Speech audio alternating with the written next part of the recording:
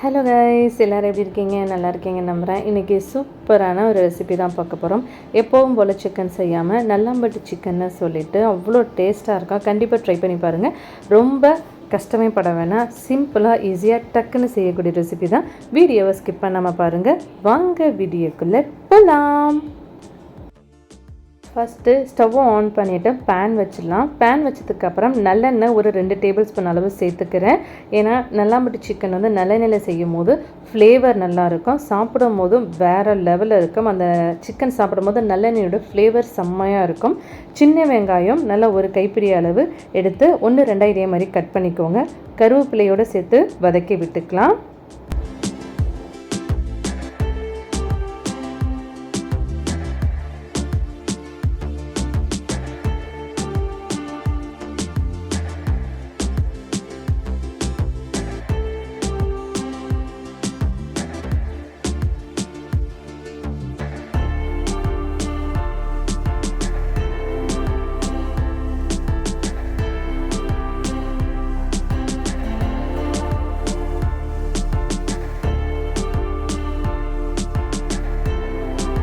Chicken ஒரு 300 gram எடுத்திருக்கேன். இதே மாதிரி குட்டி குட்டியாக கட் பண்ணிக்கோங்க.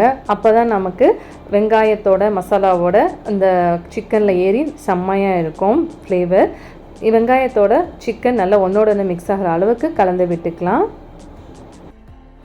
நல்லாம்பட்டி சிக்கனுக்கு நம்ம மிளகாய் தூள் சேர்த்துக்க போகிறது இல்லை, காஞ்ச மிளகா தான் சேர்த்துக்க போகிறோம். நிஜமாகவே அவ்வளோ ஈஸியாகவும் சூப்பராகவும் செய்யலாம். நிஜமாக நீங்கள் ஃபஸ்ட் டைம் ட்ரை பண்ணுறீங்கன்னா கண்டிப்பாக இந்த ரெசிபியை ட்ரை பண்ணுங்கள். காஞ்ச மிளகா 5-6 காஞ்ச மிளகா கட் பண்ணி பொடியாக சேர்த்துருக்கிறேன். ஏன்னா நம்ம மிளகாய் தூளுக்கு பதில் காஞ்ச மிளகா சேர்த்துக்கிறதுனால 5-6 காஞ்ச மிளகா சரியாக இருக்கும். மிளகுத்தூள் 1 டீஸ்பூன், 1/2 டீஸ்பூன் மஞ்சள் தூள், உப்பு தேவையான அளவு சேர்த்து நல்லா ஒன்றோடு மிக்ஸ் பண்ணி விட்டுக்கலாம். நீங்கள் காரம் இன்னும் அதிகமாக சாப்பிடுவீங்கன்னா இன்னும் ஒரு 3 காஞ்ச மிளகாய் எக்ஸ்ட்ரா சேர்த்துக்கோங்க. நல்லா அந்த சிக்கனும் காஞ்ச மிளகாவும் ஒன்றோடு மிக்ஸ் ஆகிற அளவுக்கு நல்லா கலந்து விட்டுக்கலாம். பார்க்கறதுக்கே உங்களுக்கு செய்யும் போதே இதோட ஃப்ளேவர் செம்மையாக இருக்கும். கண்டிப்பாக நீங்கள் ஃபஸ்ட் டைம் ட்ரை பண்ணுறீங்கன்னா நிஜமாக யாருமே இதை தடவை நீங்கள் செஞ்சீங்கன்னு கேட்கவே மாட்டாங்க. அந்த அளவுக்கு அவ்வளோ அட்டகாசமாக இருக்கும். 300 கிராம் சிக்கனுக்கு நான் சொன்ன அளவு சரியாக இருக்கும். கண்டிப்பாக ட்ரை பண்ணுங்கள்.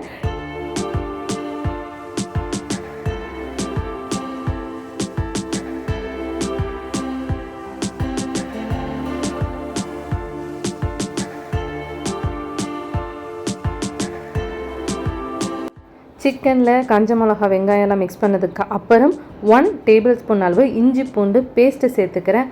அதுவும் நல்ல ஒன்றோடு சிக்கனில் மிக்ஸ் ஆகிற அளவுக்கு கலந்து விட்டுக்கலாம். இஞ்சி பூண்டோட பச்சை வாசனை போகிற அளவுக்கு இதே மாதிரி கைவிடாமல் கலந்து விட்டுட்டே இருக்கலாம்.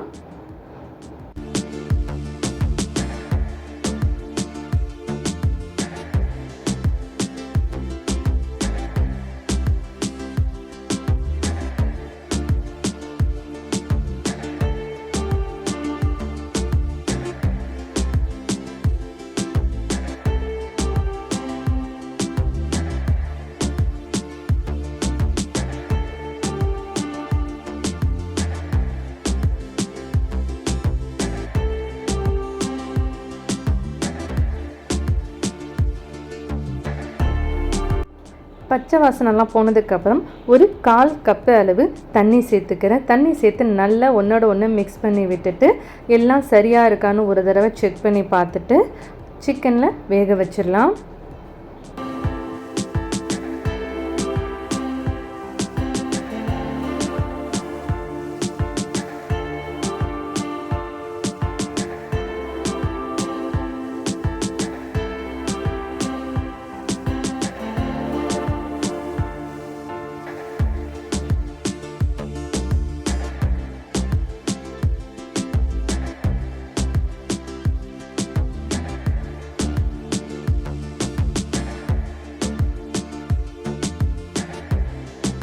சூப்பரான நல்லாம்பட்டி சிக்கன் செம்மையாக ரெடி ஆகிடுச்சு. அவ்வளோ அட்டகாசமாக அவ்வளோ அழகாக சூப்பராக வந்திருக்கு. நிஜமாக நீங்கள் ஃபஸ்ட் டைம் செய்கிறீங்கன்னா கண்டிப்பாக இதை ட்ரை பண்ணி பாருங்கள். ட்ரை பண்ணி பார்த்துட்டு எப்படி வந்திருக்குன்னு மறக்காமல் எனக்கு கமெண்ட்ஸில் சொல்லுங்கள்.